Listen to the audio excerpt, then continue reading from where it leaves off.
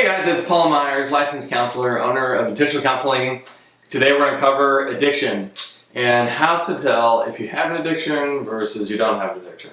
This is such a hot topic because every addict I've ever met usually doesn't want to admit that they have an addiction. There's just something about addiction and it makes you somebody you're not. And so they have a hard time admitting that they have it because obviously nobody wants to have one. But then they end up arguing a lot with their friends, their family, their spouses about whether they have the addiction or not. And there's just kind of a battle just to get past that initial stage of admitting that you have an addiction, okay? So this is got a quick, easy way to just delineate whether you have it or not. And I'm going to go over all of the addiction symptoms that display powerlessness and unmanageability, which basically means your addiction has taken over and it's become a problem, okay? So let's go down the list.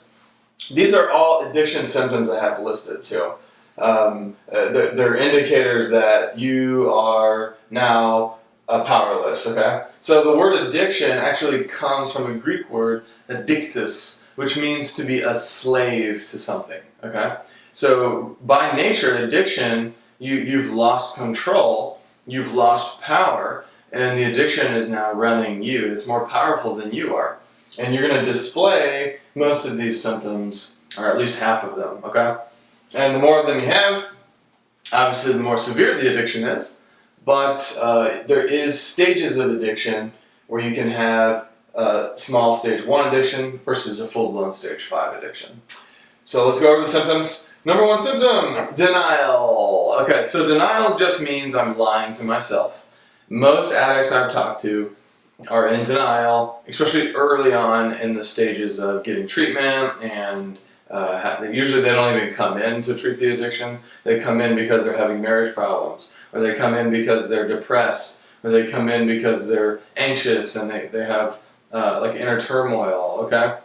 And lo and behold, oh, there's an addiction there. And so that once we uncover that, it really makes a lot of sense as to why they're having all these problems. And a lot of the time, when we solve that addiction, it actually eliminates all these other issues.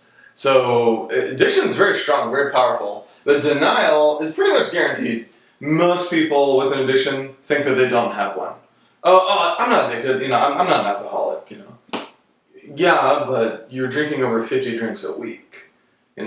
Just the science alone says, that's going to kill you eventually.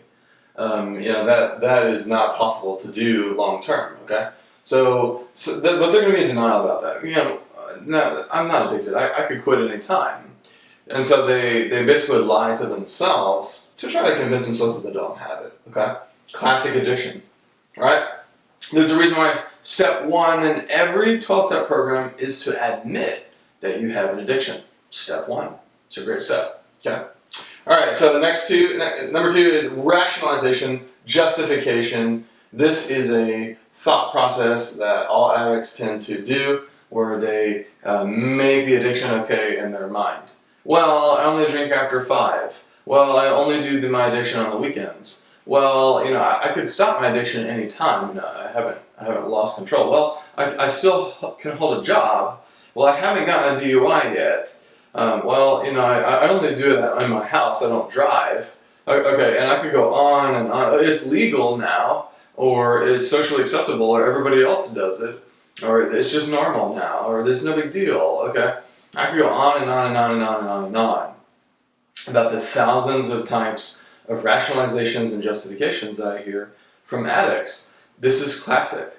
This is addiction. I don't know what it is. It just does something to your brain where it's like you're not rational. You don't think clearly. You're thinking like an addict. You're making excuses, and you're not even aware that you're doing it.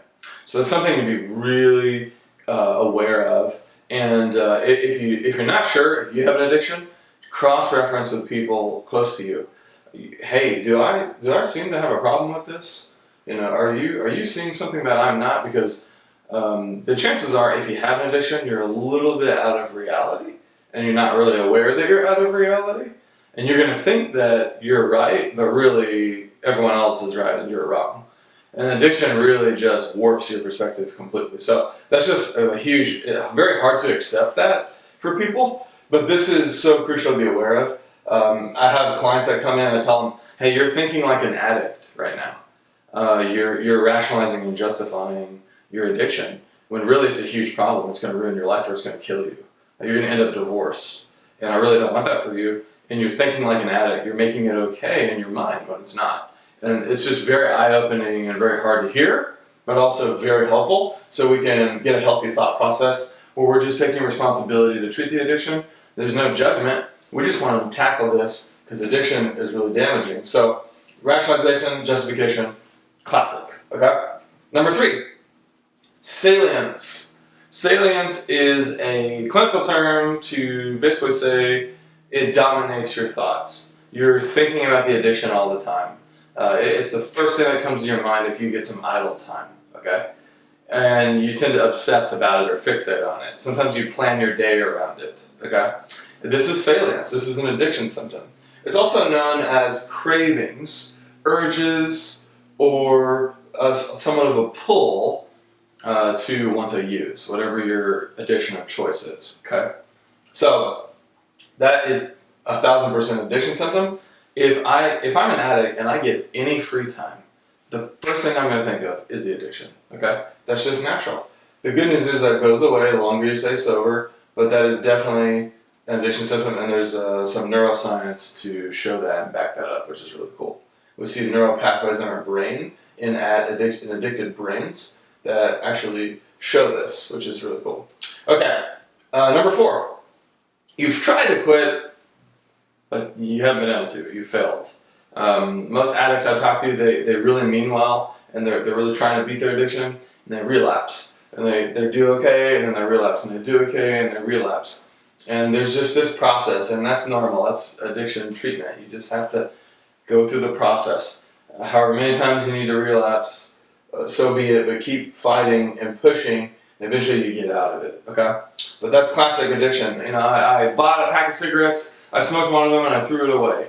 And then here you are buying another pack of cigarettes, you smoke one of them, and you throw it away, and you keep doing this, and you keep doing this. And, every time you throw it away, I'm proud of you. That's awesome. But it's a cycle, okay? So that's an addiction symptom, where you try to quit, but you fail, okay? That's normal. Don't beat yourself up. Number 5, broke your promise to yourself and broke your promise to others. Most addicts mean really well. They say, I'm going to stop this, I'm going to quit, I'm not going to do this ever again. But then they fall back into it, and it's just a cycle. And they disappoint themselves, they disappoint others. This is an addiction. It's more powerful than you, okay? You won't beat it by just raw force. You're going to have to, do some extra stuff, okay? I've covered addiction treatment in a separate video.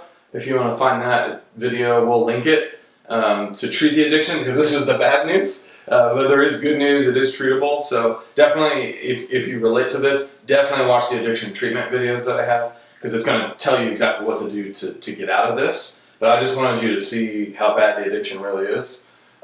Depression is 1,000% an addiction symptom. I've had so many clients come in with depression to treat the depression, but really it's an addiction. So if that's the case, let's treat the addiction. And usually the depression goes away. You'll feel a lot better. Unless you tend to struggle with it just your whole life, just chemically, or it's in your genetics, that's different. But a lot of times, depression can be just because of the addiction, okay? Next, shame and guilt. Man, shame and guilt is really destructive and damaging. I have spent thousands of sessions just trying to get shame and guilt off of people. And that's a huge therapeutic goal of mine, to eliminate shame and guilt, because shame and guilt perpetuates addiction, because it keeps you isolated, it keeps you hiding, it keeps you lying, which is another addiction symptom. You hide and you lie about your addiction, okay? I didn't put that on here, but shame and guilt leads to hiding your addiction and lying, and that is an addiction symptom, okay? And you stay isolated to try to beat your addiction alone, which never works. So shame and guilt, 1,000% is an addiction symptom. Really, really unhealthy. We'll try to eliminate that. Okay, the next one is finances, health, and spiritual are all impacted negatively because of the addiction, right? The addiction is going to permeate every aspect of your life. It's going to hurt your finances, if your addiction costs money. It's going to damage your health, either mentally or physically or both, okay? And it's definitely going to hurt your spiritual health, because when we are living in sin and destruction and negativity, it really hurts our relationship with God. It does not hurt God's ability to love you, but it definitely hurts our ability to want to go to God because we're embarrassed and we feel bad, okay? So it kind of impacts that relationship with God negatively, as well as every other area negatively. So that's a good way to measure it, like, am I worse off financially? Is my health declined? Have I not gone to church in a long time? Or usually that will happen if your addiction's bad enough, okay? Next one, primary relationship impacted. So your primary relationship is your marriage, if you're married, or your dating partner, if you're dating your romantic partner, okay? So that's your most important relationship. That's why it's called a primary relationship. That is going to get impacted negatively. Addiction is one of the top 3 worst things that can happen to a marriage. I would say the worst thing is abuse. That's obvious. The second worst thing is an affair. Very destructive. And the third is the addiction. So that's my triple atomic bombs of marriage: abuse, affair, addiction, okay? Those do more damage to marriage than anything else available. So you definitely want to beat your addiction, because it leads to a lot of divorce. And I really don't want that. We want to kind of keep our families together. It's a foundation for our society. So get your primary relationship healthy by getting the addiction out, okay? But you will argue about it. If your spouse is telling you have an alcohol problem, you're addicted, you have a problem, it's probably because you have a problem. They're right, you are wrong and you're in denial and you're rationalizing. Your spouse is probably right. They know you better than anyone else knows you. So if you're going to listen to anyone, you should listen to your spouse. They probably have the most accurate view of you because they know you the most intimately. So definitely pay attention. If your spouse is harping on you about a potential addiction, you probably have a problem with it. So if you're arguing about that, that's an addiction symptom. Okay? So next one. Manipulated others into supporting the addiction. This is very common where, I need it, or this helps me, or hey, do you mind dropping me off at my friend's house real quick? But really, you're buying drugs, or right, and you kind of manipulate people into giving you money or giving you freedom or supporting what you're doing, or it's just very common. Again, there's a lot of ways to do that. I'm not going to go into that, but there's just a lot of ways to manipulate. And that is 100% going on if your addiction's bad enough, okay? If addiction gets really bad, we're going to see contact with police or court systems. So you start seeing legal problems.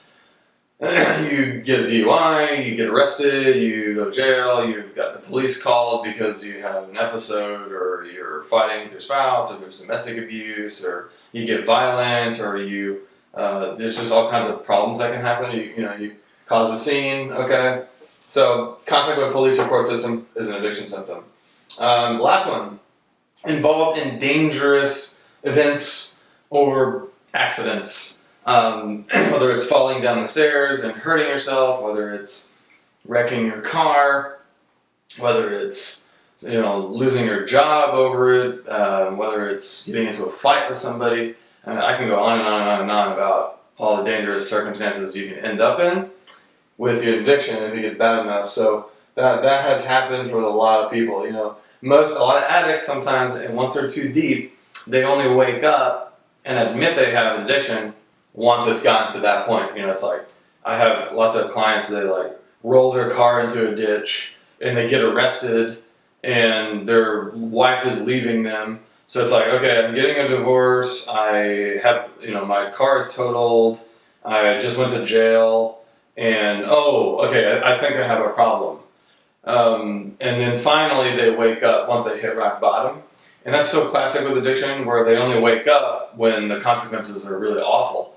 And I try to get people to be aware they have an addiction before you get to that point where your life is crumbling apart. But your addiction always ends up there. If it gets bad enough, it always just destroys your life. It gets to this point, okay, where you end up dead, you end up in jail, you end up in rehab, you end up divorced. That's kind of the end result of addiction, no matter what addiction you have. So that's like stage 5 addiction. That's in its worst form. So it just goes to show you, really want to treat addiction to get this knocked out. The good news is it's totally possible to be addiction. I've seen thousands of people do it. You just have to really dedicate yourself to it and really push through, and you make progress, okay? So be encouraged. Don't let this discourage you. I just want this to be about awareness, not to criticize yourself or criticize your spouse if your spouse has an addiction, but to just be aware of how bad it really is so you can seek treatment, okay? Hey, thanks for watching. If you haven't done therapy, please go to intentional-counseling.com. Either myself or a trained therapist would be more than happy to help you in person or telehealth. If you haven't subscribed, please do that. That helps us grow, and that will help us help other people. And if you found this video helpful, please leave a comment below and communicate your story. You never know when your situation may help somebody else. Okay, guys? We appreciate you. Take care.